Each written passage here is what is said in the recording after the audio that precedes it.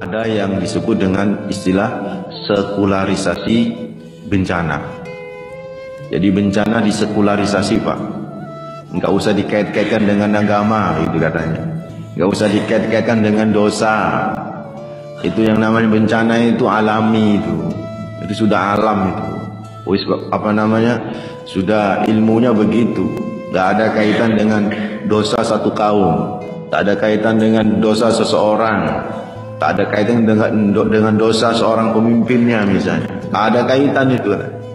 Ini namanya mensekularisasi bencana. Jadi memisah-misahkan bencana dengan masalah agama. Padahal Ebit G.Ade ini menciptakan lagu itu, Pak. Itu sudah berpuluh-puluh tahun yang lalu. Tak ada yang menyanggah, Pak. Tak ada yang mengkritik. Dulu begitu, Pak.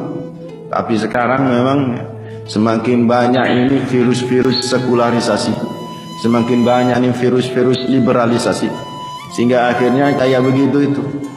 Sombong, Pak, kita menyatakan bahwa tak ada hubungan dengan dosa-dosa kita. Siapa yang tidak tahu bahwa memang bencana itu menyangkut alam. Tapi saudara ikhwatatina fillah, bencana itu bisa jadi bagian daripada nasihat yang Allah berikan kepada kita.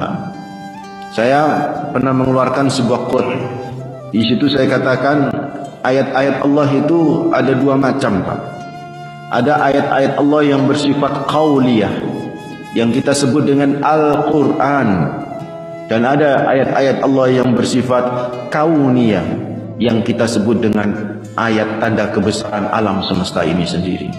Kalau manusia sudah tak mengindahkan nasihat dari Al-Quran, Pak, bahkan sampai menghinanya, maka nanti yang berperan untuk memberi nasihat kepada kita bukan Al-Quran lagi, saudara, tapi yang berperan ayat yang lain, yaitu ayat alam semesta itu. Dan itu bisa jadi kita pun bisa menjadi nasihat bagi diri kita sendiri.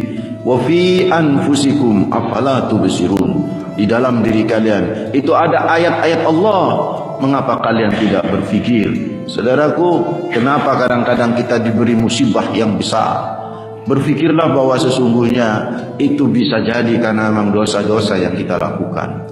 Sayyidina Umar ketika mendatangi sebuah wilayah yang terdampak bencana, yang ditanya oleh Sayyidina Umar bukan berapa jiwa yang meninggal dunia, bukan berapa rumah yang habis, bukan berapa rumah yang runtuh, tetapi yang ditanya oleh Sayyidina Umar itu adalah dosa apa yang dilakukan oleh anak negeri ini sehingga Allah memberikan bencana seperti itu.